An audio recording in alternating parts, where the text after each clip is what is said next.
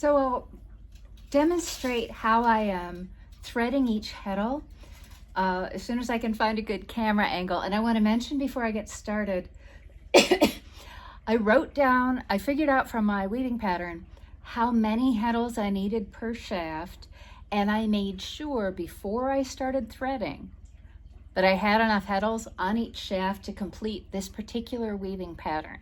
Because if I got all the way down to the end and I did not have enough of these heddles on the shaft, I would be completely devastated.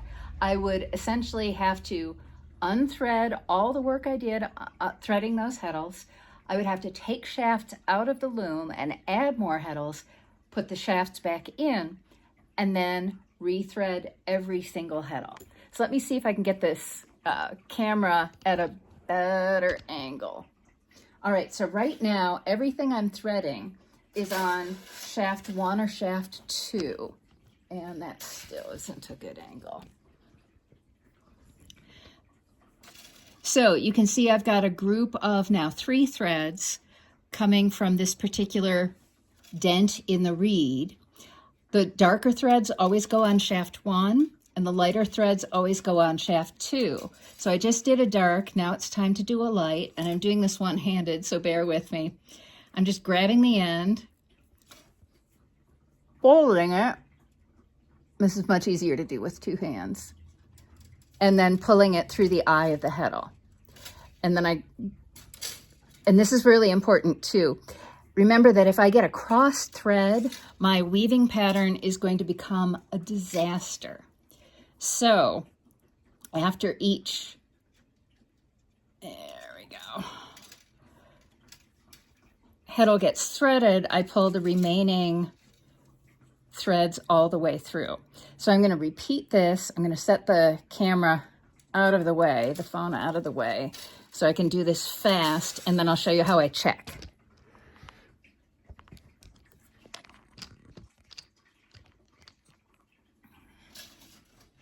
So you're just going to have to trust me because you can't see me doing this.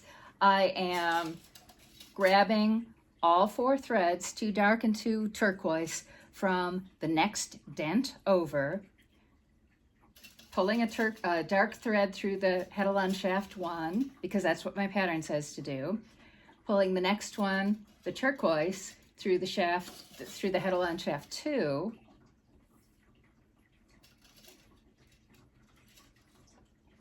and then repeating, and then repeating. All right. So I've got one more group of 4 threads in this particular segment of the pattern to do. And then I will quickly check, which honestly isn't that hard, but I did already find a quick mistake, so it's worth double checking. The 5 seconds I spend now checking to make sure that I didn't make a mistake could save me literally hours later on.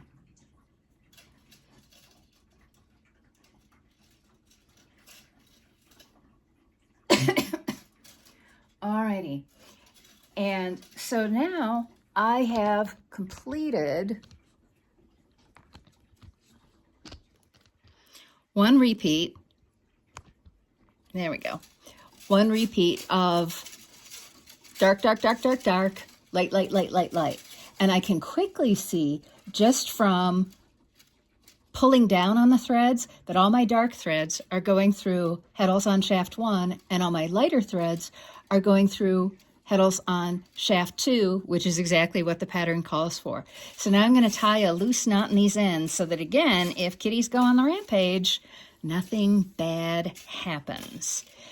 And one of the great things about rep weave is it always goes 1, 1, 2, 1, 2, 1, 2, 1, 2 for one color grouping, and then the next color grouping goes 3, 4, 3, 4, 3, 4.